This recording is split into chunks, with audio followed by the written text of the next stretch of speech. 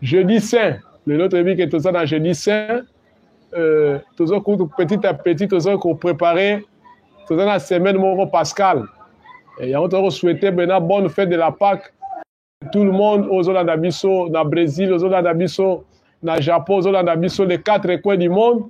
Peut-être 5 Nabino Banso, au Bolanda, Congolais sur la diaspora, bon liker émission pour te communiquer un moment où tu partager Nabino information, il a dit très importante par rapport à l'Union, surtout dans le titre et dans la miniature, et on te dit qu'on partage Nabino na pourquoi il y a l'eau. Il y a Liboso, Bandeko Balandi, tout ça, banda, l'information.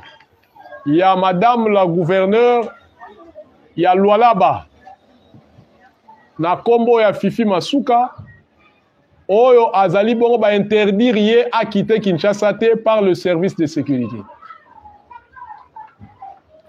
Parce que Azali Awa, Azali Koluka ke Azonga, na niveau, il y a. Mais le service interdire Fifi Masuka à Koki Kobimate. Pour des raisons d'enquête. Pourquoi? Parce que Tolandeli, que le service de sécurité va constater par rapport à l'enquête Nabango qu'au moment où il y avait campagne électorale, Fifi Masuka, elle s'est permis, il y a Rokende, pour collecter Bambongo au nom du chef de l'État, au nom de l'entreprise, toutes les entreprises minières, où ils sont à Lualaba, à qui collecter Bambongo au nom du chef de l'État. Bokonzambo a habité, au Bokonzambo a tindinga, pour soutenir pour la campagne. Et Bambongo, selon nos sources, c'est dans les centaines de millions de dollars. Oh, Fifi Masuka a signé pour collecter Bambongo na kombo ya Tata Bokonzi. C'est pour cela, par rapport à la banquette, il y a un que le service de sécurité est interdit. Abimate Liba, Abimate, on a Kinshasa, Azali a retenu pour des raisons d'ordre de sécurité.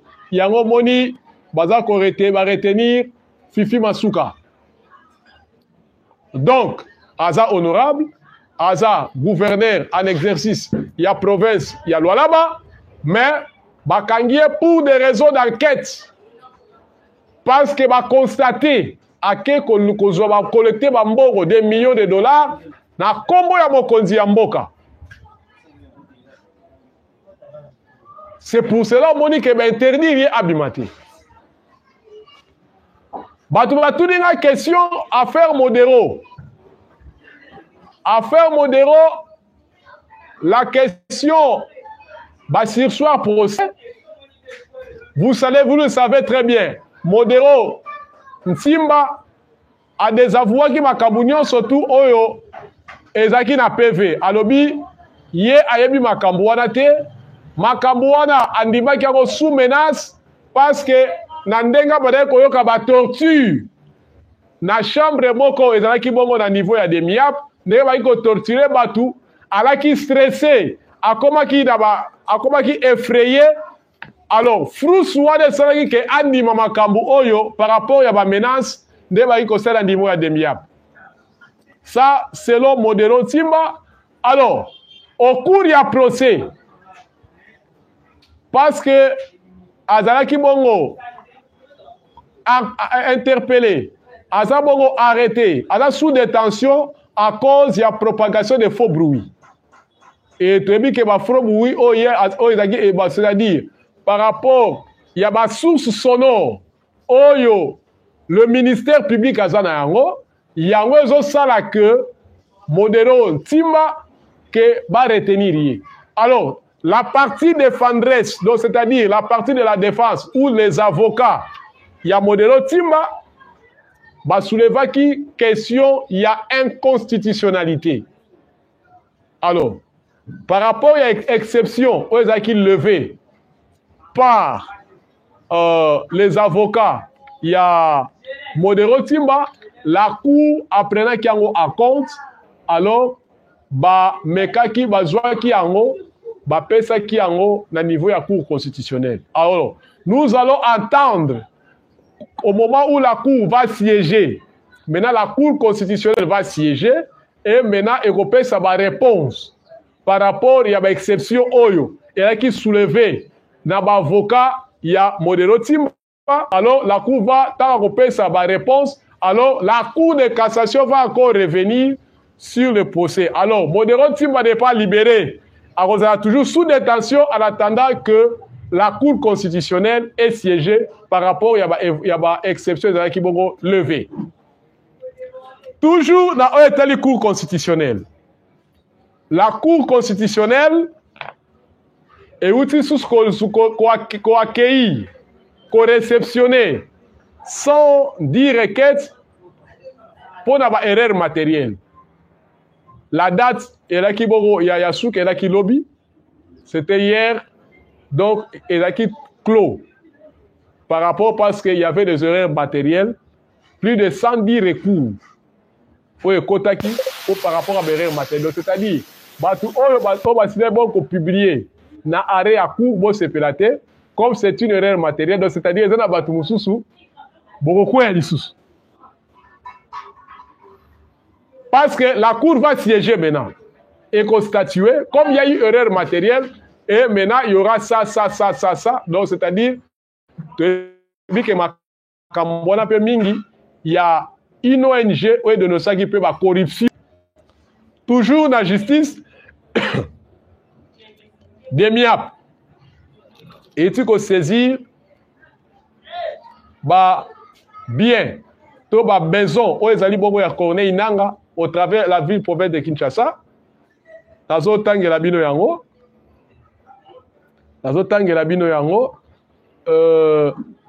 il y a biloko ya kone ndanga oyo ezali boko saisi. Tazo Tangela Bino, babiloko oyo ya kone ndanga eza saisi.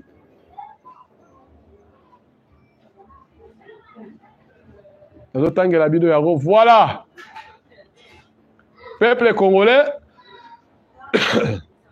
la DEMIAP vient de saisir la résidence principale de Corneille Nanga 6 sur boulevard Tchachi à Gombe. Ndakounezara na boulevard Tchachi ezali boko saisi. 2. L'hôtel New Castello, quartier Sosimat. On a des assises sur Place de Liège. Côté, il y a Chaoumba. Résidence à Montfleury, appartenant à Madame Nanga. Flat Hotel à ma campagne, numéro 34 bis, quartier Joli Parc. Résidence et siège de la Fondation Nazinda Limité. Toujours Yanang. Bureau de la Fondation Nanga, immeuble d'Ikin Center. Boulevard du 30 juin Gombe. Des appartements. Excusez, très chers téléspectateurs, sentez-vous un peu dérangés. D'ailleurs, pour la préoccupation, on va pour tout le 2 appartements, 6e niveau, immeuble d'Ikin Center, boulevard du 30 juin Gombe. Concession de Madame Danga, Fondation Nazinda Forgeron, Naveni Forgeron, première rue du métier. Voilà. Donc, c'est ça. Bandaku, Oyo, ezali boko saisi. Bien, Nanga, Oyo, ezali déjà saisi. En premier lieu, en attendant, les enquêtes sont encore en cours. Obaza Kolandela, Koyeba, Bisikalini, Biloko ya Corneille Nanga ezali, Oyo se baka Kolandela Dios. Et tu ressens que même il faut banquette moko financière pe salema.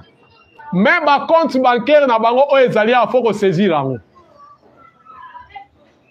Et justice pour punir Nanga, il faut que de plus loin il y a qu'on retirer voire même nationalité.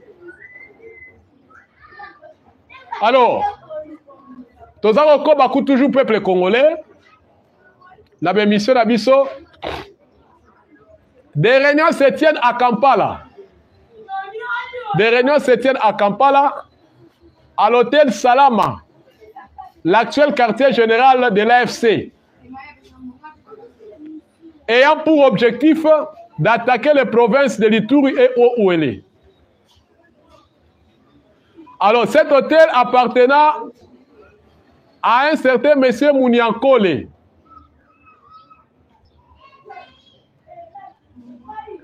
Donc, pour le moment, Nanga a siégé, a résident.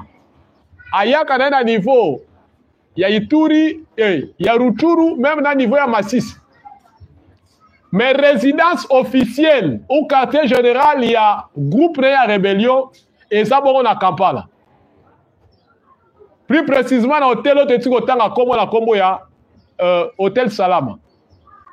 Alors, dans ces réunions, à Kampala, il y a aussi la participation du fils d'un grand homme politique ougandais, Nakomo Idi Amin Dada. Le fils d'Idi Amin participe à la réunion comme allié de Nanga. Yango, tout dans le service de sécurité. Que font nos ambassadeurs et nos corps diplomatiques au Bazabongo présents na Ouganda, na Kampala? Bazo sala nini? Yango toza ko alerter le service de sécurité. Que voilà les plans. Parce que maintenant, on y veut maintenant attaquer maintenant la province de l'Ituri et Ouélé. C'est pour ça que nous sommes maintenant dans le gouverneur militaire. Johnny Luboya, Kachama, a à disposition, pe abimisa na lombango ba militaire ya UPDF au bazar Ituri. Et nous demandons aussi au gouvernement que, Balouka des voies et moyens, il y a quatre relations diplomatiques le plus tôt possible avec l'Ouganda. Parce qu'il y a un danger déjà. Je vous avais dit, ce n'est pas pour rien que Museveni a mis son fils comme chef d'état-major général. Son fils, il est l'allié direct. Moi, Museveni, il est militaire. Makena qu'on fêtait anniversaire na Rwanda. Après avoir fêté son anniversaire à Rwanda, tout près de Kagame, ailleurs qu'on l'équissa. Assaut militaire. Il y a M23 et contre la Ouganda. C'est lui qui a facilité cette tâche-là. Que pour M23, va contre la Bunagana.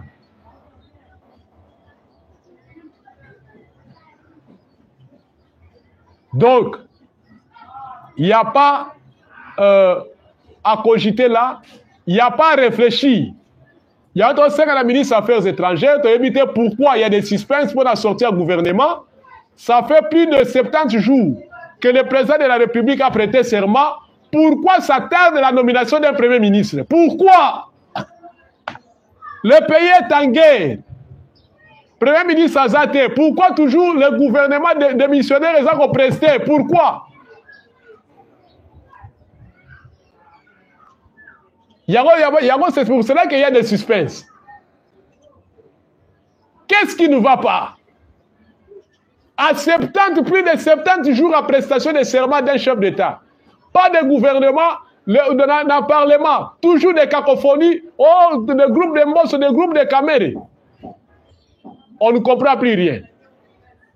On ne comprend plus rien. En tout cas, il y a des suspens. Même la population s'étonne. Pourquoi, là où il va compléter la République, ambassade, il y a Ouganda, et ils sont toujours présents. Et là, quand on va dire qu'on dénonce Badakala. Bokanga ambassade, il y a Ouganda. Bokanga ambassade, il y a Ouganda. Voilà où sommes-nous maintenant. Et ceux qui te reçoivent à disposition, il y a interpellé le chef d'état-major général.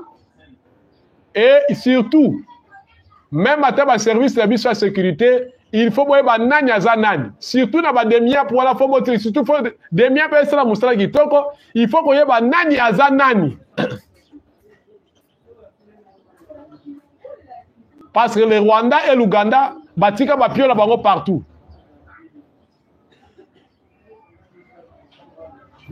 Parce que maintenant, l'objectif est ça, qu'on attaquer la province de Ituri, la province de Ouele.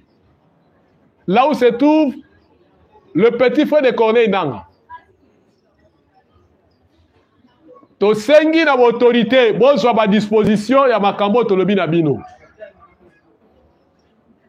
Nous les répétons, prenez des dispositions sérieuses, car la patrie est largement vraiment en danger. Parce que maintenant la communauté internationale, maintenant, ils ont commis comme ça le transit, il y a des armes, la communauté congolaise a axe, il y a non. Pour attaquer, maintenant, ils cherchent comment maintenant asphyxier maintenant les Congolais. Alors, ce gouvernement te reprend, maintenant parce qu'ils savent que c'est la montée en puissance de l'armée, mais là, ils cherchent maintenant des voies et moyens comment attaquer Ituri, la province de l'Ituri et Ouele. Alors, au Ouele, il faut savoir, il y a une chose, c'est le petit frère de Nanga qui est le gouverneur là-bas. Alors,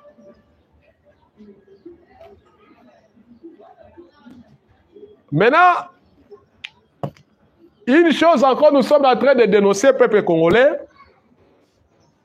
Le Rwanda a toujours qu'on se prépare en connivence. Il se prépare toujours qu'on se prépare toujours par rapport, il y a monté en puissance, il y a FRDC. Bon, laïque mission au peuple congolais. Parce qu'il faut savoir que il y a un contingent rwandais où ils sont à niveau à Mozambique.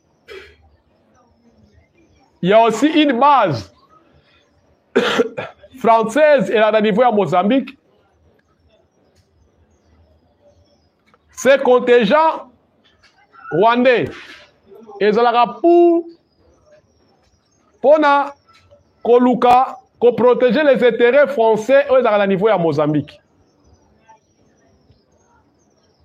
Alors, na niveau ya base française, où ils sont à niveau à Mozambique, il y a des jeunes recrutés dans des pays différents. Il y a des jeunes Ougandais, il y a des jeunes Somaliens, il y a des jeunes Rwandais et Érythréens. Tout ça, tous, ce sont des nilotiques. Hein. Il y a des préparatifs. C'est pour cela nos frères qui vivent en Angola, les compatriotes qui vivent en Angola, ça va voice, benga de temps à autre, pendant que l'autorité va prendre disposition. Parce que la province, ceux qui a Dundu en Angola, il y a que les avions, et donc ça là, et donc il y a ça comme débarquer par militaire. Il y a débarquement de l'eau importée par débarquement par l'eau importée par militaire. Na niveau il y a Luanda, il y a niveau il y a Angola. Mais Angola, chose étonnante, on est en parenthèse dans Fouoli. Angola, chose étonnante, à un pays médiateur, il y a conflit entre la RDC et le Rwanda, mais à combien qu'on servi maintenant pour l'agresseur. Il sert maintenant le pont.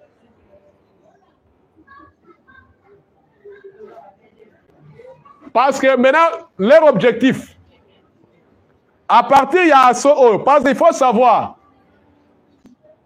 l'Angola parle le portugais, la Mozambique aussi parle le portugais. Ce sont les deux pays lusophones. Et ça, ma colonie portugaise. Où se préparent maintenant des complots contre la République démocratique du Congo. Alors, les militaires ont préparé un niveau à Mozambique. Et ça, na but, il y a attaqué sud-ouest. Ils ont Kitona na Mwanda. À partir du Congo central. Ils ont attaqué l'axe à Kitona na Mwanda. C'est pour cela que le service de sécurité va renforcer. Je voulais dire quelque chose. La RDC et l'Angola ont partagé 2500 km à frontière. Ne vous étonnez pas qu'un jour, bon, on appelle que Congo-Brazza peut attaquer Bissau. Parce que maintenant, la guerre est comme une internationale. Parce que c'est la France. Ceux qui ont moins de l'autre s'assoient à Sedaki. Ma portion de terre dans le Rwandais, c'était pour préparer comment attaquer la République démocratique du Congo. C'est sous l'injonction ou instruction, il y a Macron qui avait instruit à Sassou Nguesso, il y a des fois des moyens comment qu'on cède ma portion de terre et pas une Rwandais. Tous ces opérateurs économiques comme les investisseurs rwandais, non, ce n'étaient pas des investisseurs, c'était des officiers militaires rwandais.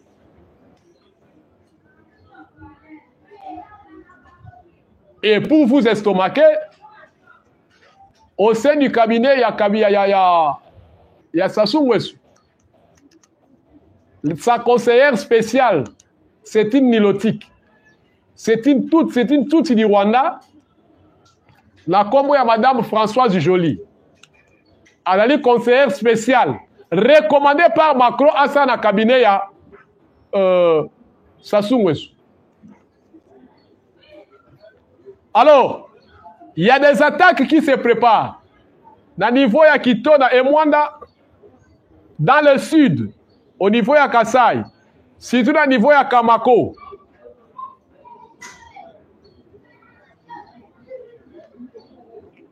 Il y a encore un autre axe vers le sud-est. Lualaba, Likasi, Tanganyika et Lubumbashi. Et ça va axe Oyo. L'ennemi a se préparé pour l'attaquer. Tu le dis bien. C'est Lualaba, Likasi, la province de Tanganyika et la ville de Lubumbashi. À partir de l'Angola. Parce que, nous avons dit que nous avons étendre. Ceux qui sont attaquer Kassai à partir d'Angola. Nous avons attaquer Congo central à partir d'Angola. Nous avons attaquer Katanga à partir d'Angola. Je vous ai dit, du Congo central jusqu'au Katanga, nous avons partagé 2500 km à frontière. Avec le Congo-Brazzaville, nous avons partagé 900 km à frontière. Nous sommes entourés par des pays voisins. Tout ça, c'est la diplomatie américaine qui est dans la source, est dans la base de Biloko.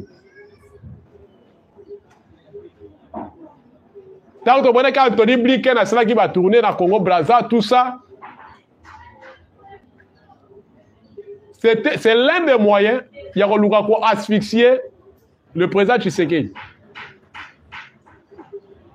Si on se permet de dénoncer ça, et ça, pour mettre en garde l'ANER, la DEMIAP et tous les services de sécurité, malgré l'infiltration, que l'état-major général est prendre ma disposition en main, la DEMIAP, la sécurité militaire est prendre ma disposition en main. L'axe Goma-Bukavu, là, c'est déjà connu. Parce que c'est là où il y a des hostilités. C'est là où il y a les sinistres. Oh, ils ont décrit dans l'accord de CNDP dans M23. Les sinistres là dont on parle, c'est la guerre, c'est l'instabilité.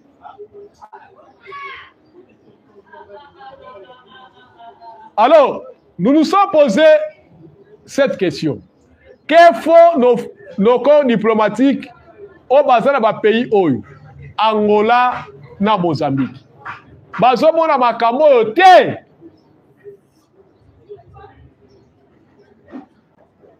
Nous sommes là rien que pour dénoncer. Nous sommes les petits peuples. Tout ça qu'on alerter. Il y a autre à la population et s'approprier la situation grave. Parce que maintenant, Mundele a mis ici vraiment que non, c'est lui vraiment qui combat la RDC. A comme il instrumentaliser maintenant nos voisins.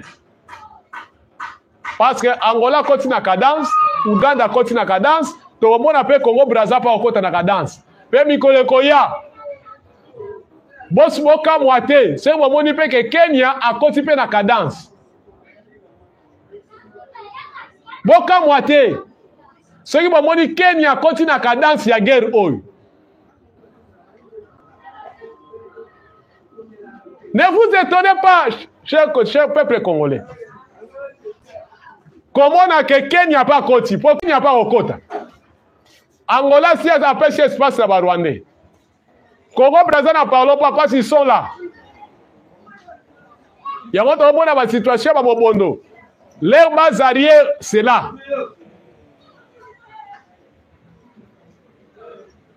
Alors, tout le monde qui terme important asphyxier. Pourquoi l'asphyxier? C'est pour pousser le président Félix à dialoguer avec les M23 et l'AFC de Nang. Donc, Baroulukaba asphyxier, créer une zone d'instabilité partout. Kassai, Congo central, Nakatanga.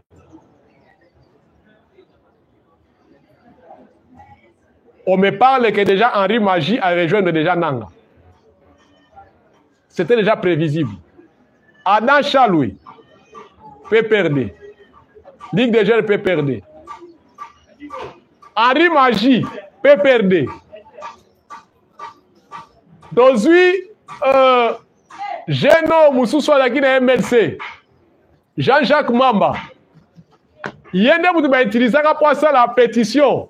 Motion de défiance contre Kabound. Donc, c'est-à-dire, Adana Moutunabango. Et je vous le dis, tous les mécontents, il y a PPRD, vont se retrouver Kuna. Déjà, Bomoni, Adam Chaloui, PPRD, Henri Magie, on m'apprend à côté de Kuna.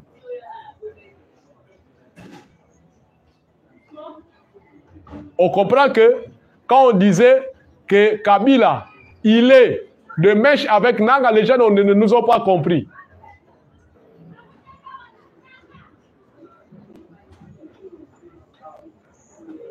Donc, alors, il y a Moussou Senali de le pousser à céder 300 km de nos terres à l'est.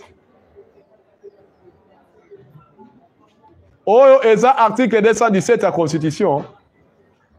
Il y a un autre Bisabatu que la Constitution, il faut qu'on revoie. Parce qu'ils ont vu que comme le président Félix ne veut pas, le gouvernement en place ne veut pas dialoguer, il faut maintenant créer des guerres partout. Il y a un service de sécurité, bon, ça va à disposition, parce que nous sommes là pour dénoncer.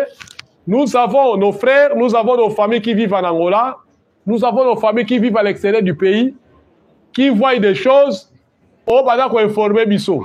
À temps réel, il y a surtout en Angola, nous avons des amis, nous avons des connaissances, nous avons des familles qui nous informent à temps réel de tout ce qui se passe, en tout et pour tout.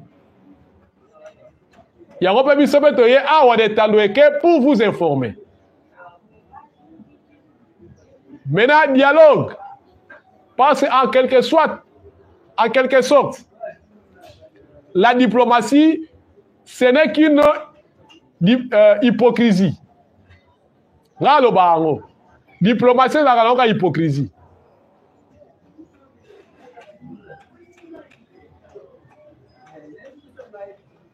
Donc, la communauté internationale, la RDC est cédée et peut savoir d'abord revoir ba ligne frontalière pe ba céder 300 km ya terre ozomona ke babiloko eza babiloko ya Congo ya lembere eza kozonga quelque chose que peuple congolais te kondimango te. Brassage et mixage des militaires et policiers du M23 et AFC. C'est ça, on a dit, va contenir à corps. C'est un brassage et mixage. Il y a un militaire, il y a AFC, la M23. Et de réintégrer tous les Banyarwanda dans les institutions du pays. C'est-à-dire, gouvernement, mission diplomatique et chancellerie, côté de gouvernement provincial, dans l'Assemblée provinciale, l'Assemblée nationale, l'État-major général, donc il y a droit, il y a Rosala, les députés, il y a ministre, il y a PDG. Il faut ton dimango. Ça, c'est la communauté internationale. To dialoguer na M23 et na FC Ananga, to céder Rwanda 300 km à la frontière, pe to di ma brassage na mixage ya militaires et policiers.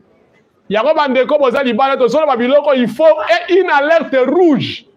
To se mobiliser comme un seul homme à l'intérieur tout comme à l'extérieur du pays.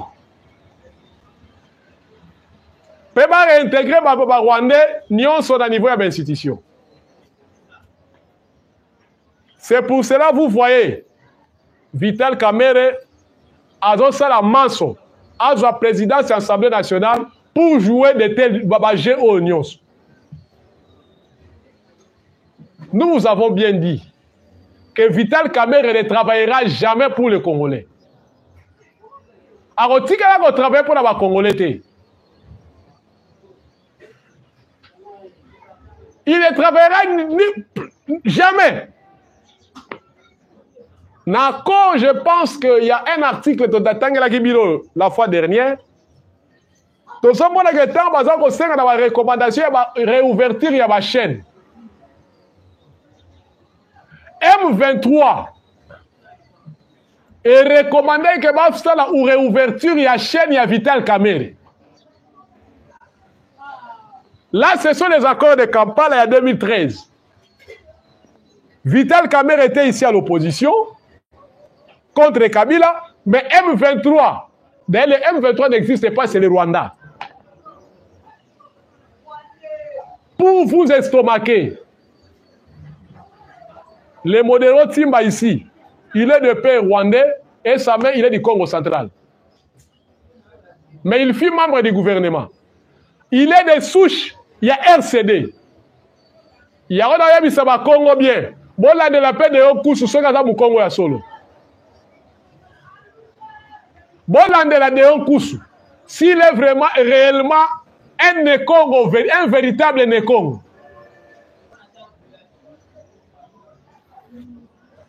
Parce que de Modéron Timba, provenance RCD, aye ko se camoufler na PPRD pe yo ka propos de azolo bakeno na regretaka pourquoi na kita Kabila Tshisekedi il est pire que Kabila.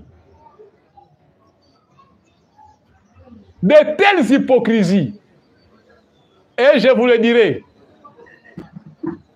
tant que peuple congolais te refungula misute, le pays est toujours sous domination yaba Rwandais. Il y a un député nationaux. Tu as vu que Boza Kolia Mongo ya Vital Kamerhe na CC. On connaît. Mais la patrie ou rien. C'est ce qu'on vous demande. La patrie ou rien.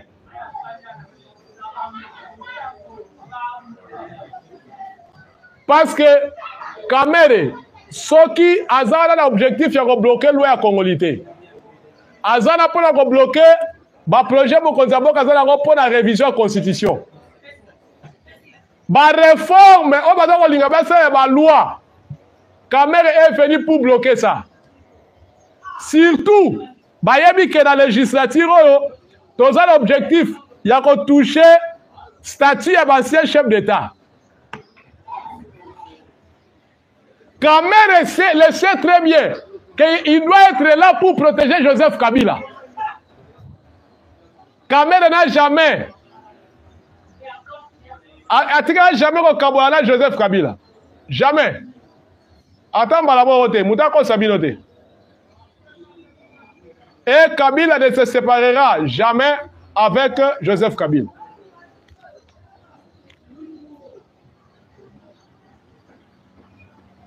Alors, peuple congolais, petit qu'on va voler sécurité, voler à justice, nous vous avons informé à long et à large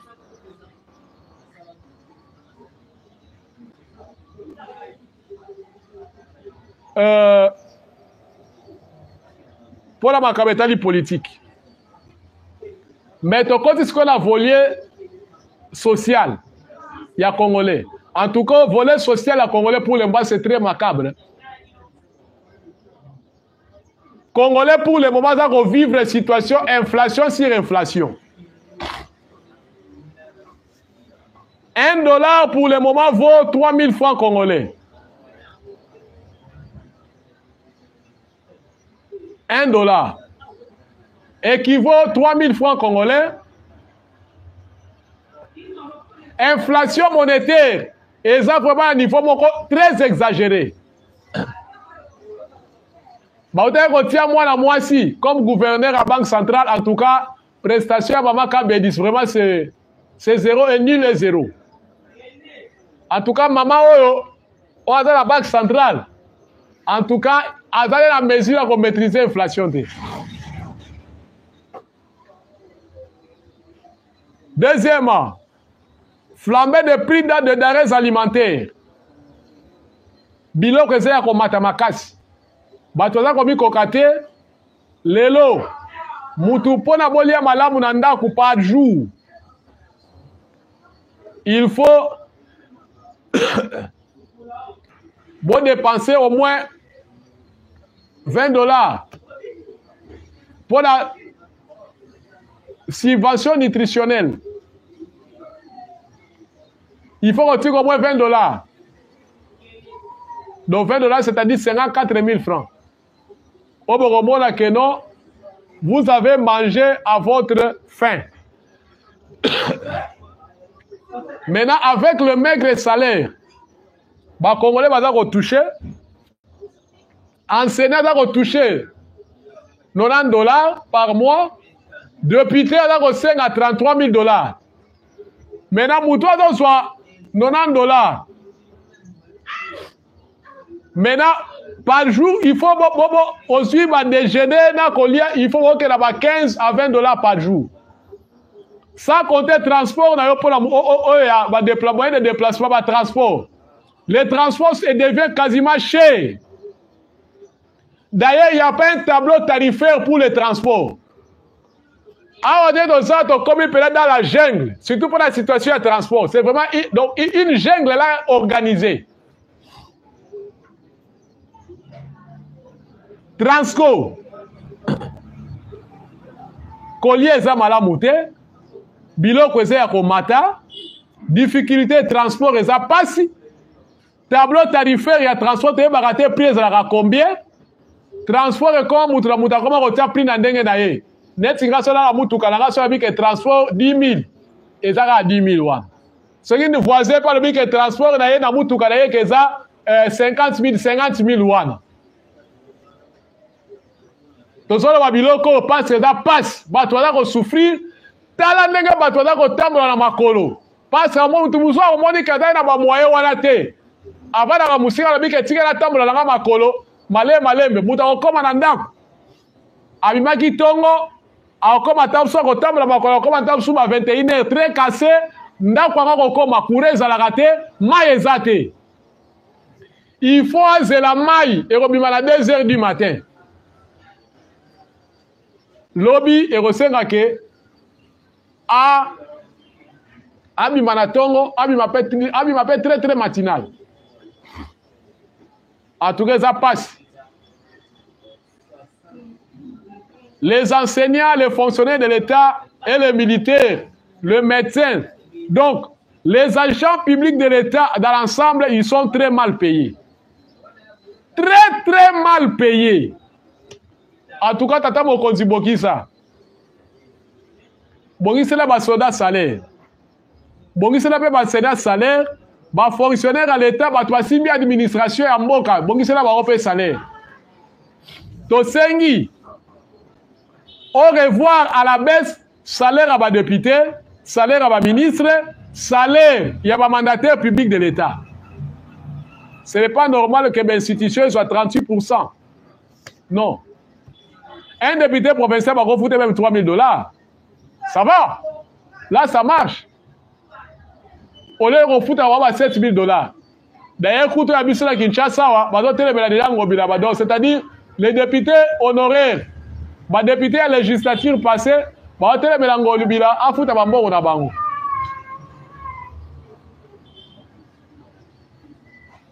voilà, peuple congolais.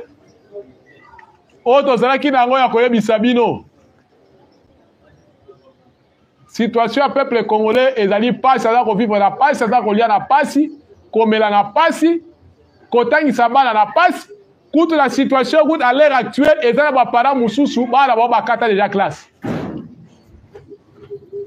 Donc, Mokonzi Mboka, biso, tous ça ba communicateur, ya Mboka, ba conseiller oya yo ba va dans la population te. Ba ministre va dans la population te, ba député va dans la population te. C'est nous, biso de to va regarder na ba acteur principal de sika population azali. Ndeto za koyoka et le président peuple lobi ke baza komi kokate. Ba voter que par rapport à maloba na yo ba que non, to progresser. Mais ba lobi que baza komone loko moko te. Pourquoi le gouvernement a traîné?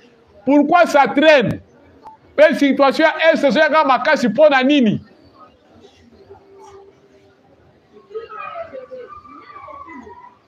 En tout cas, Mokonzi Mboka, tout ça koloba. Peuple ezako yima mingi na kombo na yo pour le moment. Ceux qui m'a dit la vérité, oh non, président, tu es populaire, non. Vous n'êtes pas populaire, vous êtes. Le peuple bourdonne à votre nom. Parce qu'il y a un ça ne va pas. Il y a un ça ne va pas. Ça ne va pas. Même Maman Kabo, le mec qui va faire sa maternité gratuite. Il n'y a pas la gratuité. Si il y a un service de renseignement, même dans l'hôpital public, vous trouverez que gratuité, on est à maternité, ça va exister. Mais des millions de dollars de bimi pour la gratuité, il y a maternité, ce n'est pas effectif. Parce que les hôpitaux continuent toujours à demander ma facturation pour la main d'œuvre.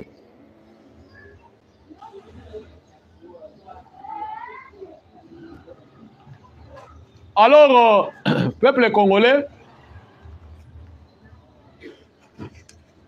Toza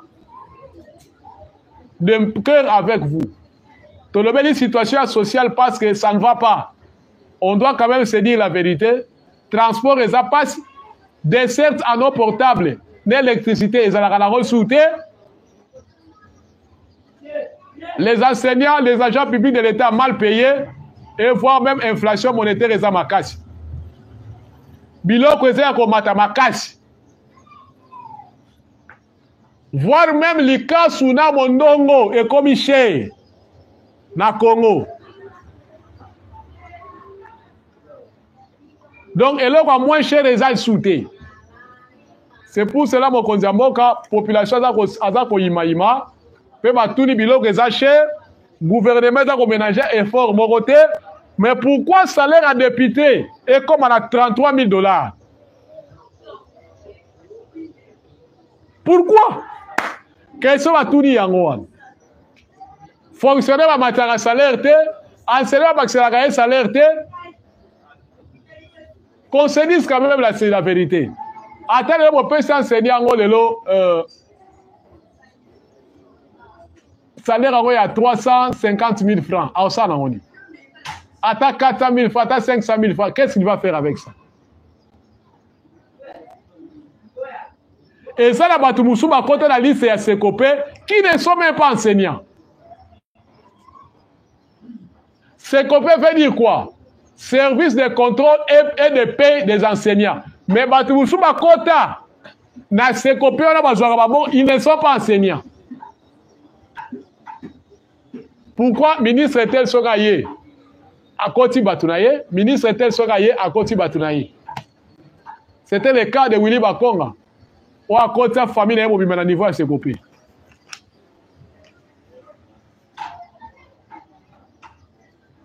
Beaucoup du peuple a la pose à ACP là. Slogan, il y a lutte, il y a UDP, c'était le peuple d'abord. Alors, pouvoir dans le peuple ACP là. Pour le peuple a sur confiance. Il faut peuple ACP là. Il y a un message autre qui est là. Peuple a ça qu'on la passe.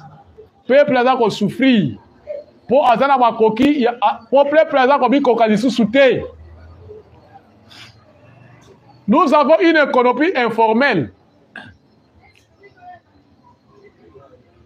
On n'a pas des opérateurs économiques congolais bazalaraté. L'économie n'a pas ce parce que notre économie est dominée par les Indo-Pakistanais et les Libanais. Siko, atabo duki ministre de l'économie o alinga ko sela biso makamalam. To mona ke expatrié na ba combattant qui Jean-Marie Kaluma.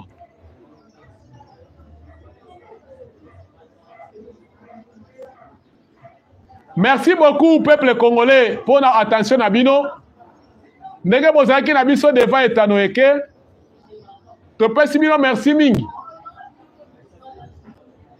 Na o ndenge bo pretaki biso attention. Na ndenge bolandi biso to pesi bino ba actualité politique. Merci na ba régisseur il y a Actualité TV. Merci na ba régisseur il y a Vitesse TV. Numéro d'anga yango wana plus 243 81 043 12 40 plus 243 81 043 12 40 na pesi bino mbote tomonani ciao.